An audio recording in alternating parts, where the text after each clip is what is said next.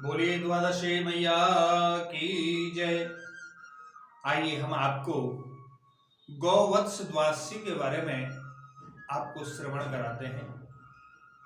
ये गौवत्स द्वादशी क्यों मनाई जाती है, इसमें क्या होता है और कब मनानी चाहिए और किसके उपलक्ष्य में मनानी चाहिए। सबसे पहले बात, कार्तिक मास के कृष्ण पक्ष की जो द्वादशी आती है उसमें हमको गौवंश की पूजा करनी चाहिए, गाय की पूजा करनी चाहिए, गाय के बछड़ों की पूजा करनी चाहिए और बड़े धूमधाम से मनानी चाहिए। इस दिन गाय के बछड़ों को पूजन का विधान है। पूजन के बाद उनको गेहूं से बने हुए पदार्थ खाने को देने चाहिए। इस दिन हम सबको दूध व गेहूं से बने हुए पदार्थ का प्रयोग वर्जित है और कटे हुए फल सेवन नहीं करना चाहिए। गौवत्स की कहानी सुनने के पश्चात ब्राह्मण को फल का दान देना चाहिए। आइए हम आपको एक छोटी सी कथा को श्रवण कराते हैं कि क्या कारण था। बहुत समय पहले सवर्णपुर नगर में देवदानी राजा का राज्य था। राजा के यहां पर सीता और गीता दो पत्नियां थीं। राजा एक भैंस और एक गाय को पालता था। धीरे धीरे करके समय परिवर्तन होता गया। गाय के भी बछड़ा हुआ और भैंस के भी भैंस का बच्चा हुआ। सीता भैंस को देखभाल करती थी और गीता गाय के बछड़े की देखभाल करती थी। गीता बछड़े पर पुत्र के समान रस बरसाती थी, मोह बरसाती थी। एक दिन भैंस ने चुगली कर दी, सीता रानी तुमसे ईर्ष्या करती है। ऐसा सुनकर सीता ने गाय के बछड़े को मारकर और अनाज के ढेर में छुपा दिया।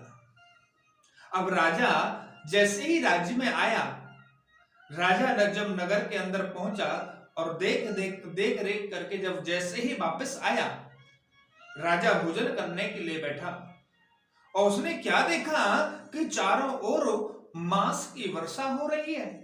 महल के अंदर चारों तरफ खून ही खून पड़े हुए हैं, मांस ही मांस दिखाई पड़ रहा है।